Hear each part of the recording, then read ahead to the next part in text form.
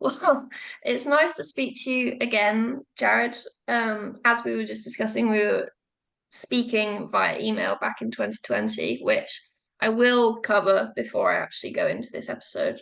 But if you could just give us a brief intro of who you are and what you're about, that'd be great. Yeah. Yeah. So I'm Jared Hazen, professional ultra runner. I represent Salomon and I live in Flagstaff, Arizona. A lot of people probably know me from times I've raced Western States. I've been on the podium there a couple of times and have been racing ultras for, geez, 12 or 13 years now. So I got started pretty young in ultra running and yeah, I've kept up. Nice. And you're not originally from Flagstaff, are you? When, and how did you move there? Yeah, I moved to Flagstaff 7 years ago in 2017. So I'm originally from Pennsylvania, Titusville, Pennsylvania. It's a pretty small rural town in like the northwest part of the state. So I, yeah, grew up there my whole life till I was 18, moved away. Didn't come to Flagstaff first. I actually moved to Wyoming for a summer. And then I lived in Colorado for a couple of years before returning to Pennsylvania and then finally making my way to Flagstaff. So, which has been home, for 7 years now. So I finally found my place. Yeah. And was the move to Wyoming, was that for college or job? What was that for? Yeah, it was a little random. So I was pretty excited to get out of Pennsylvania, like when I graduated high school. So, um, like I had like I got into trail running when I was in high school, and I was exposed to all these professional runners in Colorado and training in the mountains and all these like big races that happen out west. And I had never been out west. Like I had always spent my entire life on the East Coast. Growing up in Pennsylvania, we would take trips to like Florida. That's my dad's side of the family was from. So all of that was like pretty just like new and exciting to me. So I wanted to go check it out. And yeah, I ended up in Wyoming a bit randomly because I found a job there as a housekeeper and they provided employee housing. So I was like, I was 18, like fresh out of high school with no money or anything, and was just like, well, like this is kind of my opportunity to go be in the mountains. So I was working in Grand Teton National Park, which is a really beautiful place. It's like I think probably one of the nicest national parks we have in the Yeah. U.S. So yeah, I just found that this job listing sort of randomly on the internet. Did a couple of phone interviews, was like offered the job, and then like put some stuff in a suitcase and like had a one-way flight to Wyoming.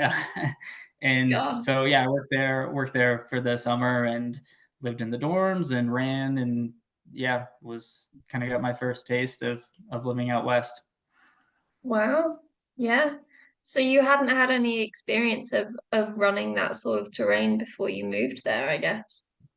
Yeah, it was all new. Like it was my first time being at altitude. I was like sleeping at 6,000 feet there and running up into the mountains there are pretty high. Like they go up to 13,000 feet.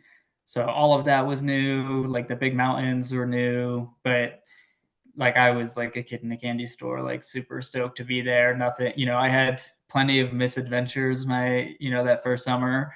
But like I couldn't care less. Like I was just like so happy to be there. Yeah.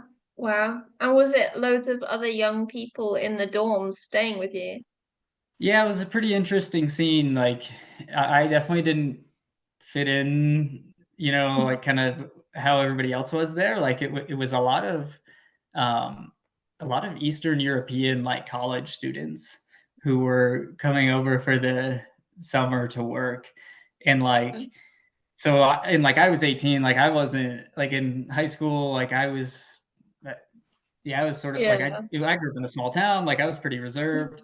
And we got there and I was like immediately just like rooming with like one guy from Russia and one guy from Ukraine who were both like 20, 21, all they wanted to do was party.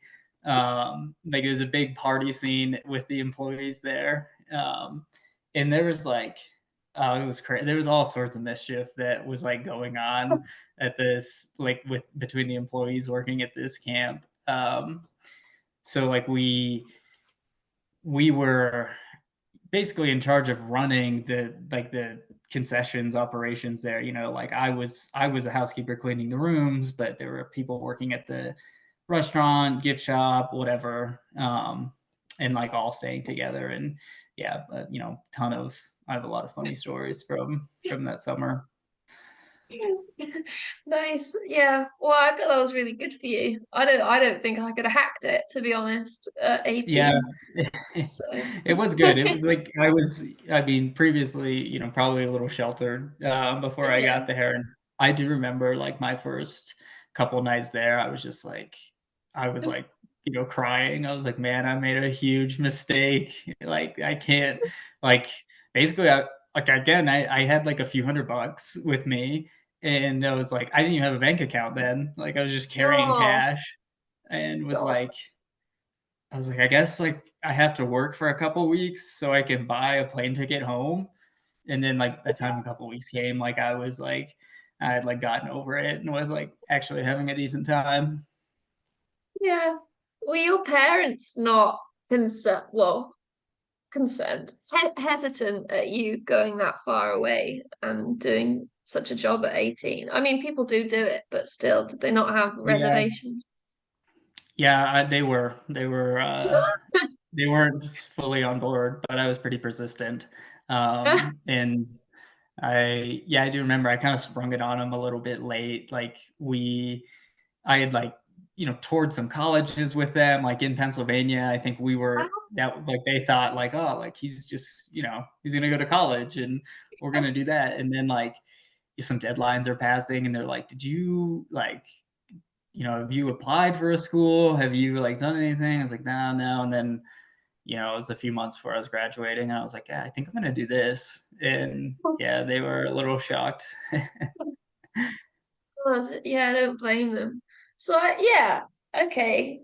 Could you take me through your career progression from housekeeper in Wyoming to running for Salomon this many years later?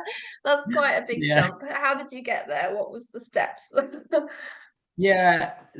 Well, so I was in like, you know, into, you know, competitive running. Like as I was in high school, I was like an okay cross country and track runner in for my school.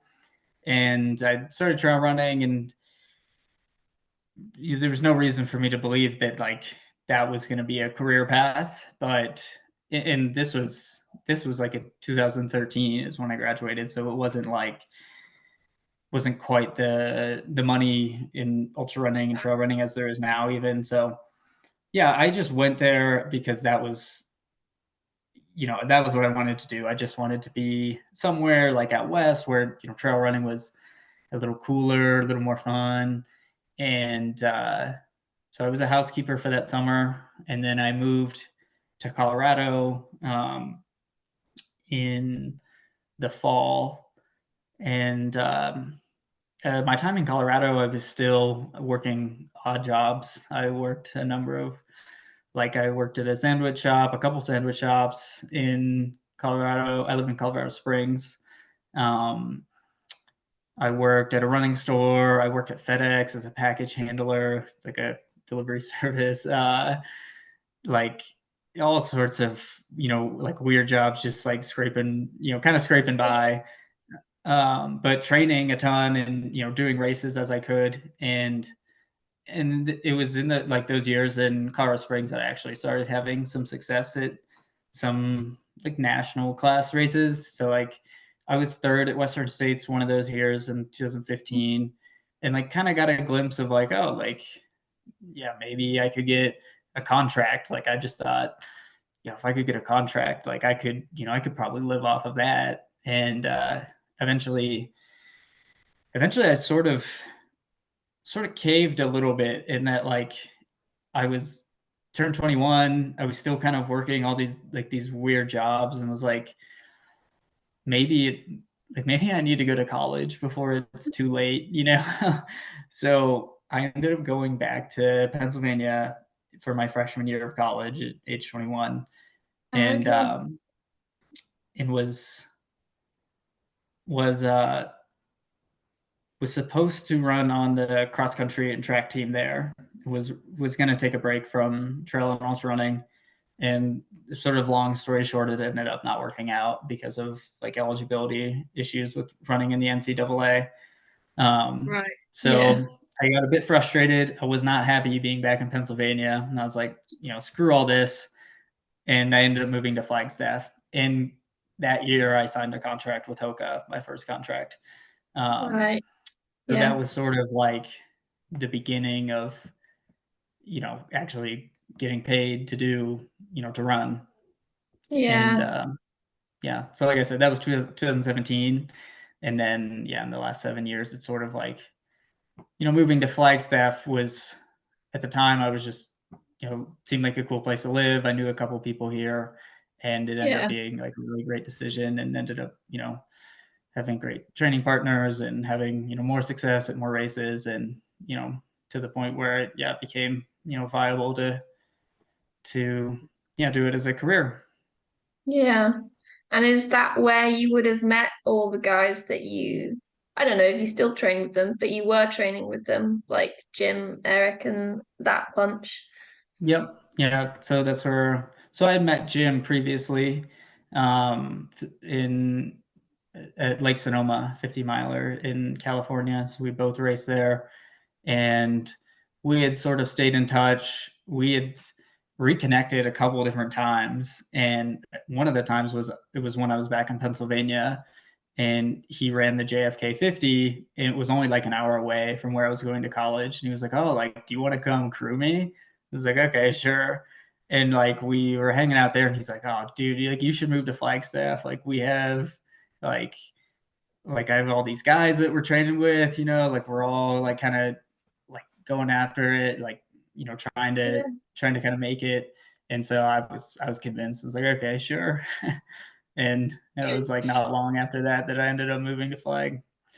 Oh And yeah, wow. so yep, so it was, and then met Eric and Tim and Cody and, Stephen Yeah. Kirsch, and we've all, have trained a ton together. And at this point, Yeah. I've been here so long that, like, some of them have stopped running. Like Eric, has retired from ultra running, and, I still Yeah. jog with him every once in a while, but yeah, it's not the way we used to.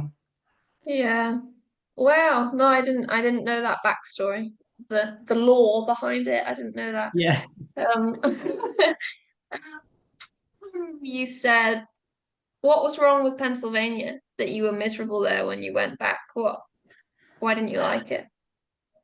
Yeah, some of it was to do with, I really thought I went to this university called Shippensburg, where they had a really good Division II program, so a really good running program, headed up by Right. Steve Spence, who is a Olympian in the Right. marathon. And so I was sort of excited to join this team and be part of like a really hardworking, successful, like, cross Yeah. country and track program. And then I got there, and that just wasn't the case. Like, it Right. was, a lot of young, like 18, 19-year-olds. And it was like everybody was kind of goofing off. Like all they wanted to do was party. And Yeah. ultimately, like, they were just like pretty talented, but nobody was taking it that seriously. And so I was like, Yeah. I don't fit in here. Like, Yeah. I ended up making friends with a lot of the seniors because, I was already pretty old, and was like, Mm. they were all going to graduate, and I was like, I can't see myself staying here for 4 years. Like, it's just not, like, it's not the Yeah. place for me. The trail running was no good there. Yeah, Yeah. so And what were you I there was studying? I was studying microbiology, um, which I did end up finishing my degree in Flagstaff at Northern Arizona University. So I transferred a couple times. I transferred first to the community college in Flagstaff, and then to NAU, and I did get my degree in 4 years. But yeah, in a roundabout way, it wasn't exactly straightforward. Yeah. Wow. Okay. So is that somewhere in the next phase of planet? Would you ever involve that in your life in that aspect of the career, I guess? It's hard to see me doing that now. Okay. Um, yeah, I was like, I still, even at like 21, I don't think I had too much direction. Like, I don't know how you're supposed to pick like what you want to do with your life, like when you're 18, and then like even I gave myself a few years and still was just like just Yeah. throwing something at a dartboard. And I ended up with microbiology, thinking that I would be well suited to like work in a lab, as like I'm pretty introverted. I like working with myself, so it's like, yeah, like this could be good for me. And then I graduated in May of 2020, so like just as the pandemic was starting, and I was Yeah. like, I have no interest in trying to join like the workforce. Was on contract at that point and was like, no, saw no reason to pursue that. And the further I've gotten away from like school, I've just been like, probably will you know Yeah. stick in the running industry and somehow. Yeah. Haven't looked back. Yeah. Yeah. Okay. Fair enough. So you were first contracted with Poker, and then when did the switch to Solomon come? Yeah, I joined Salomon 3 years ago, so 2021. Um, Okay. so yeah, I was on contract with Hoka for 4 years, and then yeah, my contract was up, and Greg Valet, who was the old team manager of Solomon, had reached out to me during my contract at Hoka and was like, "We'd really love to have you on the team." And I was like, "Okay, well, like, check back in a couple of years." And I reached back out, and he was still interested. And I saw it as a like pretty big opportunity. As Solomon Mm, has this international trail running team that is sort of all of the great athletes that I've looked up to, like Francois and Courtney, and Killian used to yeah. be on this team. And um, Mm, yeah, I just saw what they've done over the years, with like the YouTube like series that they produce, and like they just seemed really heavily invested in trail running. And yeah, I was just like interested in pursuing that and seeing what it was like. And yeah, it's been crazy. Like the last 3 years, we spend every year we have a team camp where we go and spend like 2 weeks with the team and go to headquarters and like work with the innovation teams and all that stuff. Like we have sports scientists to work with. Like it really was, well, more than I could have imagined. It's kind of all the doors that it's opened. yeah.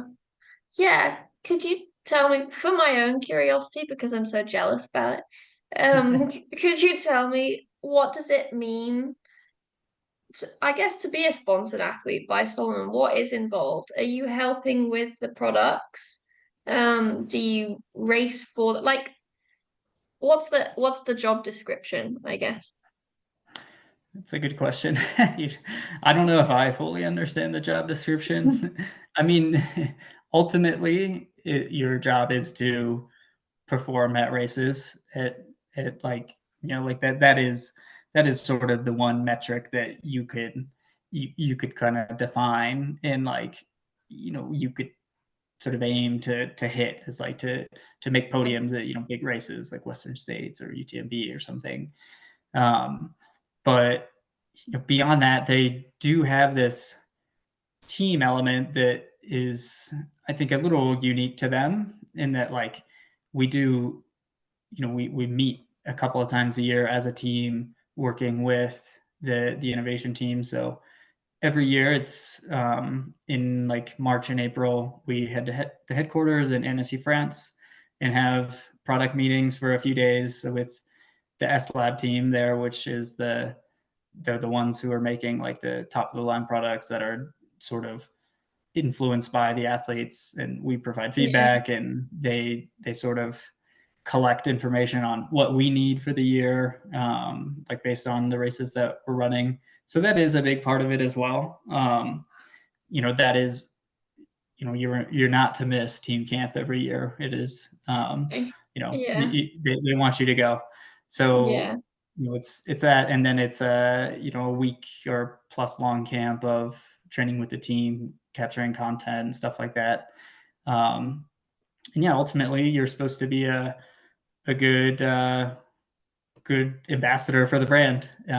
And I think the maybe the fun thing about it is like it's not there's not one way to do that. Like, I look on the team and see like a lot of people on the team are doing so much more than I am in terms of social media and like the projects that they have. And they're not just, oh, I want to do these couple races each year. Like they're thinking of like expeditions that they want to go on, and then they'll make like a Salomon TV episode about it. So I think it's pretty open ended, like as to how can you create value for the brand. Yeah. And I think that's up to you to do, but it's also, you get to involve them as well. Right. So they say, yeah, like the expedition making a documentary type of thing out of it. Would they be helping you with that? Would they be active in that? Yeah, totally.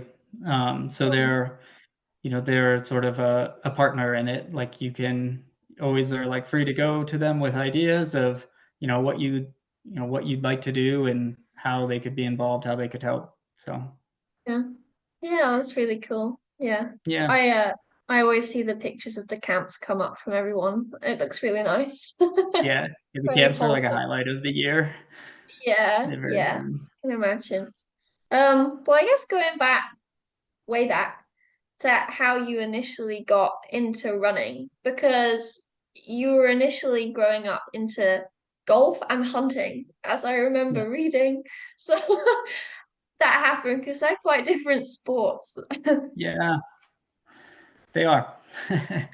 um, yeah, but I mean, growing up in a small town, rural area, it was sort of the things to do there are definitely outdoors things to do. There's not much to do in the city, or there's not much of a city at all. But there is like a lot of, yeah, just outdoor opportunities like hunting and fishing are very popular there. And so that's what I grew up doing. My dad was a hunter and a golfer, and so I sort of grew up following him around and picked up those sports. And then when I was in like middle school, I was probably like 12 or 13. Um, just some of my friends were going out for the track team, and I was like, all right, like I guess I can try to do that, and like pretty quickly had some indication that like I had a little bit of talent for it. Like I was not like the most talented runner that anybody had ever seen, but like just on my little team from my school, like without ever running before, like I was, one of the best runners on the team. And so that was Right. sort of like validating because, I'd done lots of sports growing up and was never, great Mm. at any of them, but I seemed to kind of find my niche in running. So it was encouraging. It was like enough for me to want to pursue it and put more time into it.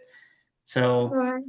sort of, yeah, got involved that way. And then after a few years of it, like I really wanted to like, yeah, try to take it to another level or try to, yeah, like just be better. The team I was on was we weren't like one of the best teams in the area or definitely not the state. And the coaching was sort of coaching for everyone. It was like, let's go have fun, like we'll try to get better, but we weren't really pushing the envelope in any way. And Mm. so I sort of took it upon myself to start training on my own, start training in the off season, and I saw like a really big improvement from that.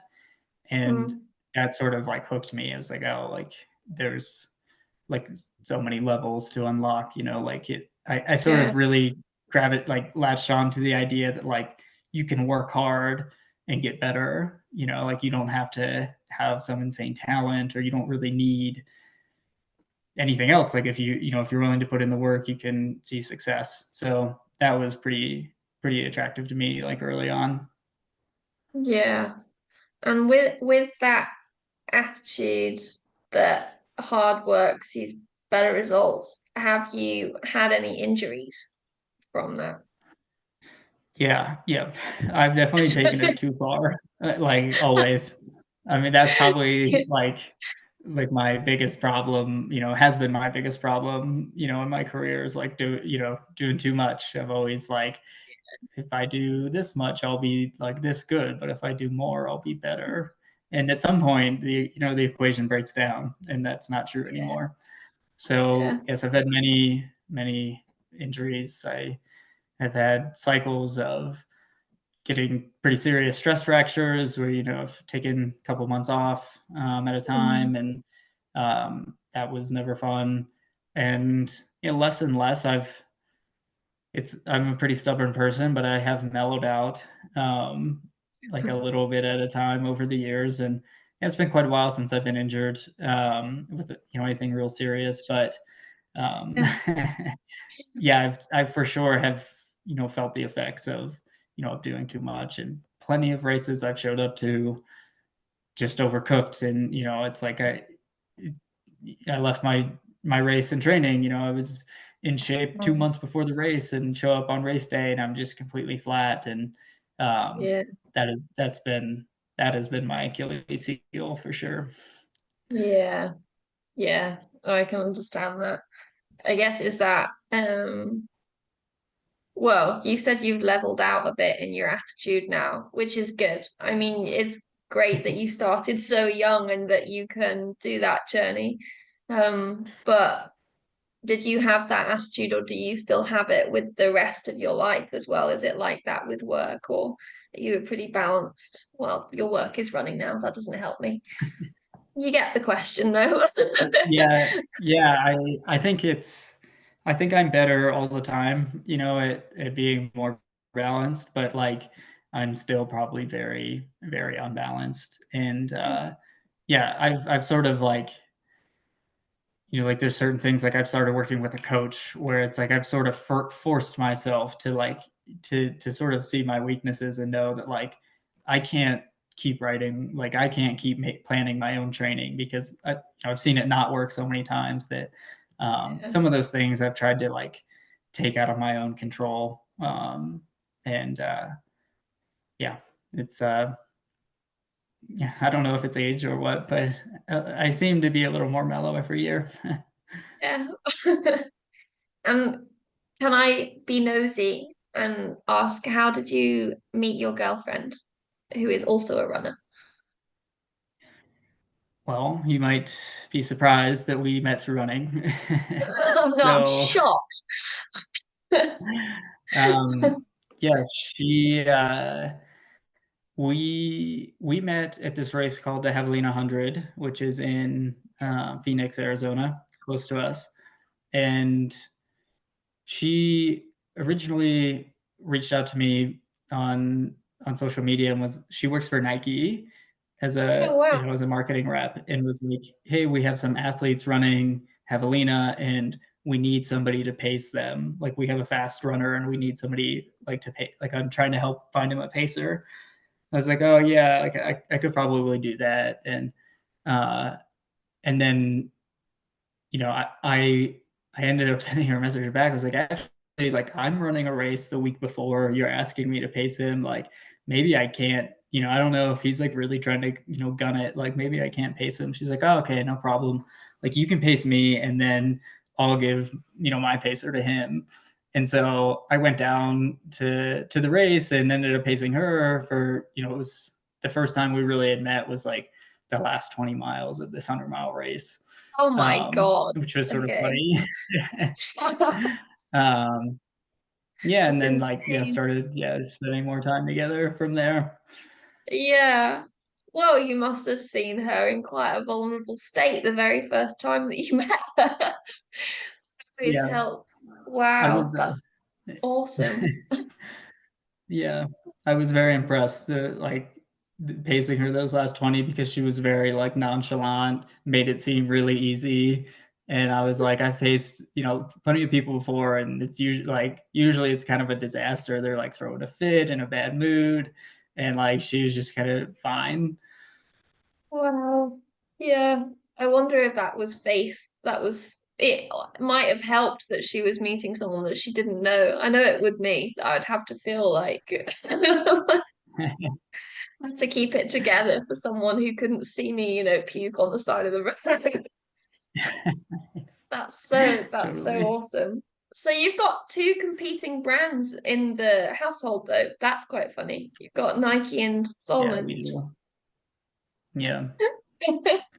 It's, That's quite it's caused, interesting. a couple of, debates for sure. Yeah, I can imagine. Well, no trading secrets, yeah. How do you Yeah, guys totally. yeah, I guess you guys must train together a lot as well. Yeah, we run together some. So we are we are on pretty different schedules because, like I'll wake up and my first thing to do in the day is train, and she wakes up and like she has work right away, like meetings and Yeah. stuff. So yeah, we share like an occasional like afternoon run or yeah, easy run or something like that. And um Mm, but yeah, we go to each other's races and yeah, be pacing her this weekend, and have paced her earlier in the summer. So we definitely get our fair share of miles in. nice. Yeah. Oh, that's really nice. Yeah. I sometimes I know you're a bit private with the races that you have coming up, but are there any that you can talk about that you have coming up, the big ones? Yeah, I'm going back to Javelina, so Melissa can repay the favor, and she'll be crewing me Nice. this time. So Oh, it'll be my first time racing Javelina. nice.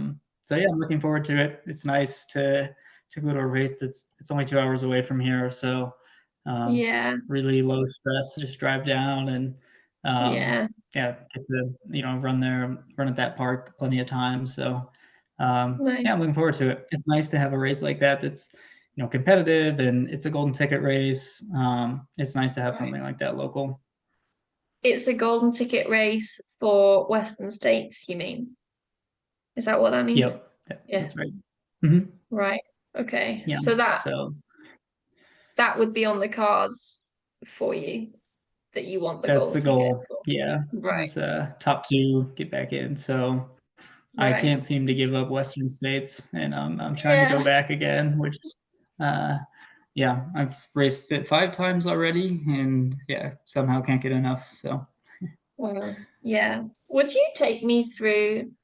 I did look through this today, but I got confused because I remember speaking to Andrew Miller, who he was the winner in oh, 2016, I 16, think. yeah, Yeah. But you raced it in 2015. yep, That's 9 years ago.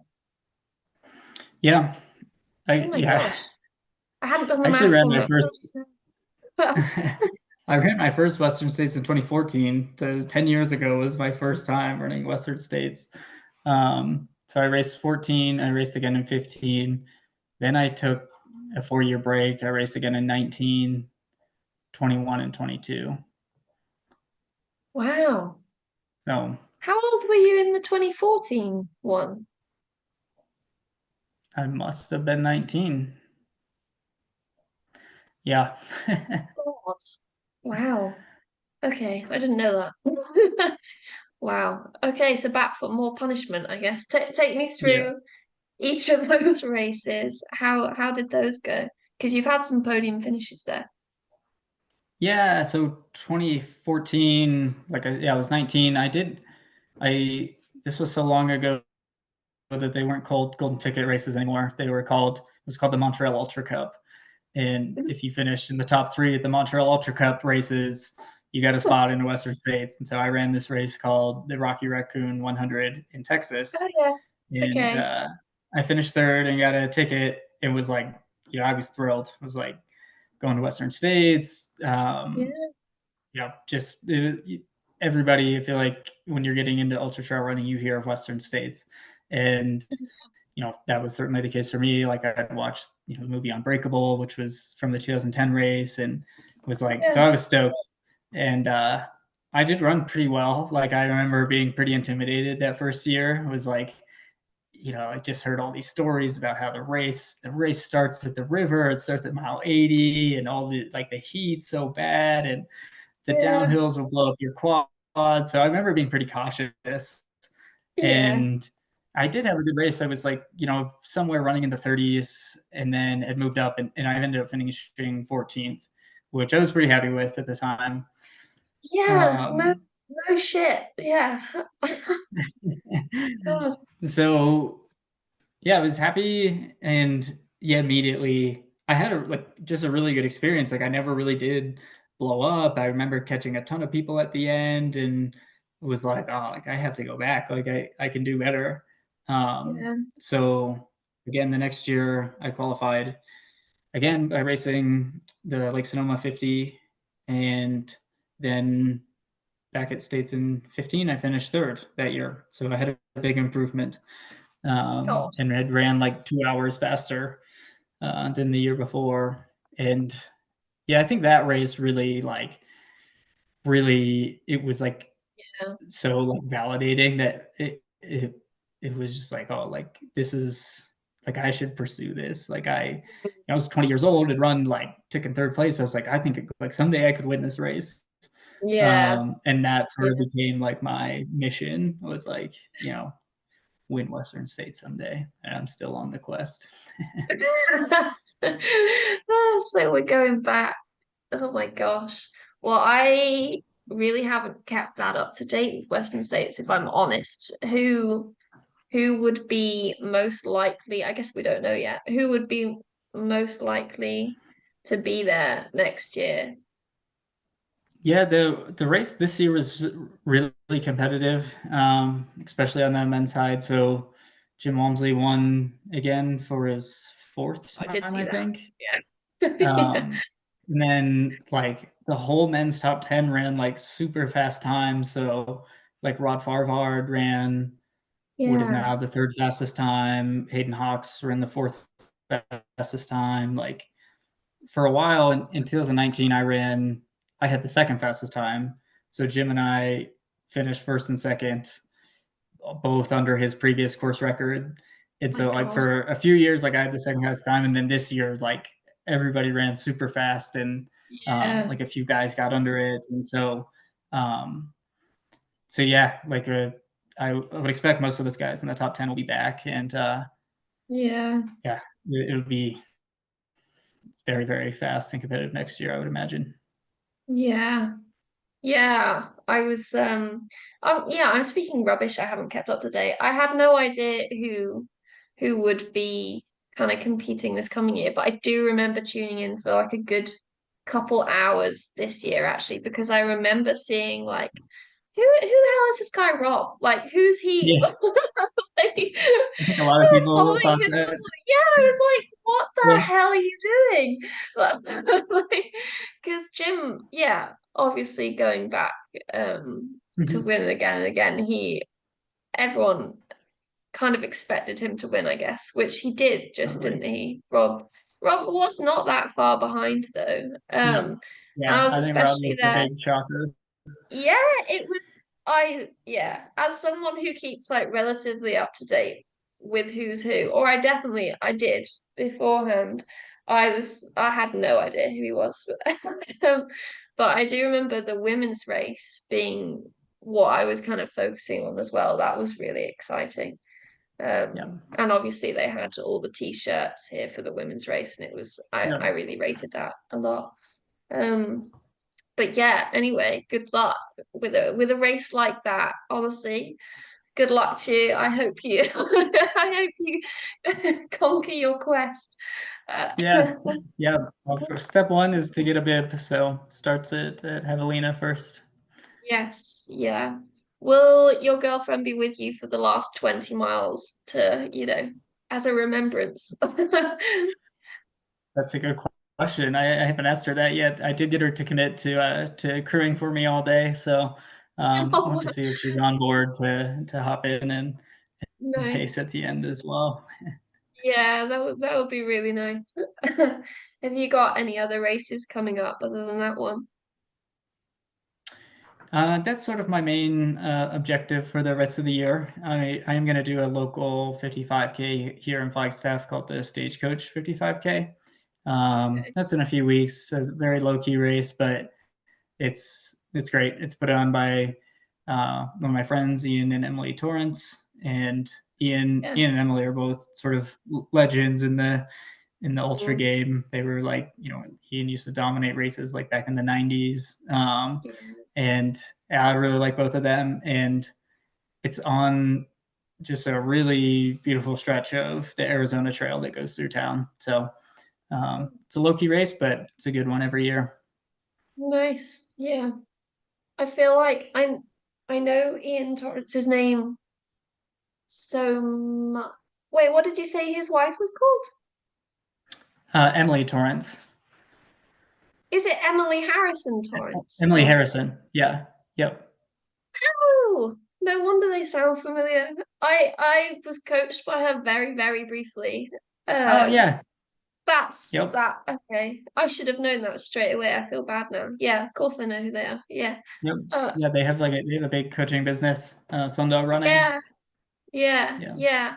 I was thinking that Ian Torrance's name actually came up in one of Scott Jurek's books, which I figured would Totally. that be right that he did? Yeah. Oh, okay. Yeah. Definitely. Yeah. They were good friends. I think it's sort of a funny story. My first day in Flagstaff, my first night in Flagstaff, I was meeting up with Jim, and I went to a local bar here, and like Scott Jurek was there, Tim Olson was there, like Hal Kerner, like all these like legends, and I was like, what are all these people doing here, and why are why are we all hanging out?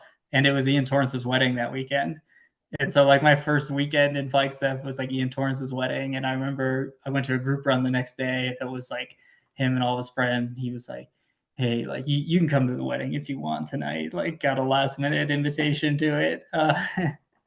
So if I remember, I think Scott was his best man at the wedding. Oh, okay. I didn't know any of that. Did you go? I hope you went. Yeah, yeah, it went. It Yeah. was so cool. Wow. Oh, that's lovely. God, yeah, I wouldn't know what to do if I walked in bar full of those lot. Yeah, Emily was very nice. Yeah, I've always felt slightly guilty about that because I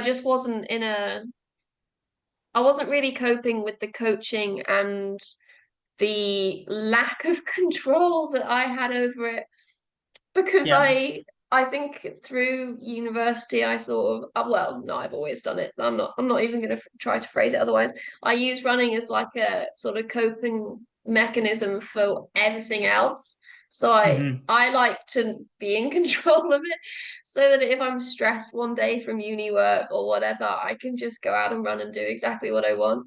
And I always Yeah. kind of, she was so good. She knew exactly what she was talking about. She was so understanding with me. I felt so guilty, sort of canceling it with her and just saying, I'm not coping with being told what to do, essentially. But never mind. I was actually thinking about her the other day that I think I need a coach because it doesn't go very well when I do what I want either. Yeah, So, it's not easy. I'm sort of similar. There's plenty of days where I'm like, man, like I want to do what I want to do. Like I don't want to go yeah. just go like jog for an hour. It's like I want to go ride my bike or something. But yeah, it's a little bit of a sacrifice your freedom, and Yeah. yeah, at least the responsibility of your training is in someone else's hands. Yeah, no, it's great. Well, they know what they're doing. So really, yeah. Well done. Well done for listening to yours. Um, well, I think rounds off my being nosy questions. I feel like I didn't actually cover that much running. But yeah, it was nice getting to know a bit of your history and a bit of the background that led you to where you are. I love that you just went off at 18, and I just love that you went on, did a housekeeping job and just ran and had a big life experience. I maybe should have done something similar to like myself.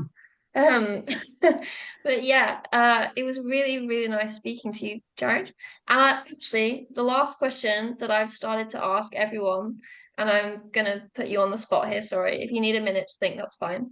I like to ask what your most embarrassing moment ever that you can recall is. Yeah, is it related to running or just in general?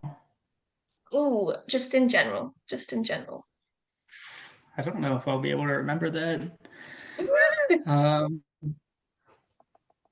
the first thing that came to mind, and I guess I'll tell you the story instead, and it ranks up there as one of my most embarrassing. Is and it's a running story. I was running the JFK 50 in 2018, and at the end of the race, you finish on like 8 miles or 6 miles of paved like country roads. And I was leading the race. I was like stoked, feeling great. And you get onto the road, and then like the race director comes driving behind you in his truck, and he's like cheering you on. And there's like a whole line of cars like behind you of like race staff and stuff. And he's cheering me on. He's telling me the splits that I'm running. I was like, great, but I had to take a shit. And I was like, I was like, no porta potties around. Like we were just in like like all it was like cornfields. And so I was well, like the only thing I could do was like squat behind like a telephone pole. And he was like, he's cheering me on. And then he goes, oh, oh, hold on. Give him a second. Give him a second. I was like, okay, do that. And like, I'm like rushed, I'm very embarrassed. I keep running. And like a few minutes later, I was like, I got to do it again. And so it repeated itself. And then I finished the race. And at the award ceremony, he like brought it up. He was like, oh, this kid ran such a good race, but it wasn't like it didn't come easy. Like he had to take a couple of pit stops in the last 6 miles, no toilet, no toilets around. And I was like, Jesus Christ, like, why are we reliving this? Um, so that was pretty embarrassing. And then I come to find out, like the next year, like they added more porta potties to the course. So I left my mark on the race. Oh my God. That's that's not even the top moment. You just said how It's up. It's definitely up there. oh my God. That would be my number one. Oh wow. Well, that's the best answer that I had. That's that's so that's I'm glad I they could provide that's a good top one. answer. Oh, Yeah. oh my God. You mean like a thin telephone pole? So Yeah, I mean, I wasn't hidden at all. I was just like that was like the only thing that was like around. okay. Sorry, I'm just gonna go into detail because I know that I'll never get another chance. Did you have any toilet paper with you? Did No. you just out and Yep. run? Oh, Yep. so It bad. was the only option. So bad. It was Could pretty you? bad. Uh, Oh the God. like the only like saving grace, and I think the like I sort of look back and can like laugh at it was like I won, and it was like that was overwhelmingly like so exciting for me that I was just like, oh well, like Oh God. Ah, well, it's kind of gross, but it's funny. yeah. So, oh God. Oh, that's seriously good. I feel a bit sorry for the guy, but other than that, I mean, hats off. You got to do what you got to do. Yeah, yeah, that was a desperate moment. Yeah. It's not by choice. I've not had as, but people don't seem to get, I get that, but I mean, I wouldn't do that. But I have had quite similar experiences that other people don't really seem to get. Like I've asked my friends, I know girls are not sometimes as open about it, but they're pretty open, my friends. And I'll be like, you ever you got to shit in the woods sometimes, or you got to like on the side of the Yeah. path. Because I actually cannot.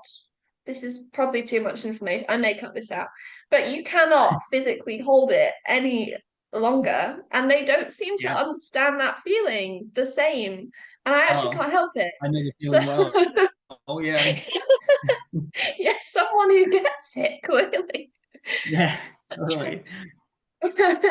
There is a path in well, there's a route in Scotland because I live in Glasgow at the moment, and it's like 97 miles through the Highlands. It's called the West Highland Way, and the Mhm. beginning of it is only 20 minutes from me, so I go there a lot, or I used to go there a lot, and I have had a couple not as bad as that, but similar incidents where I would have to like hop off the path, do my Yeah. business.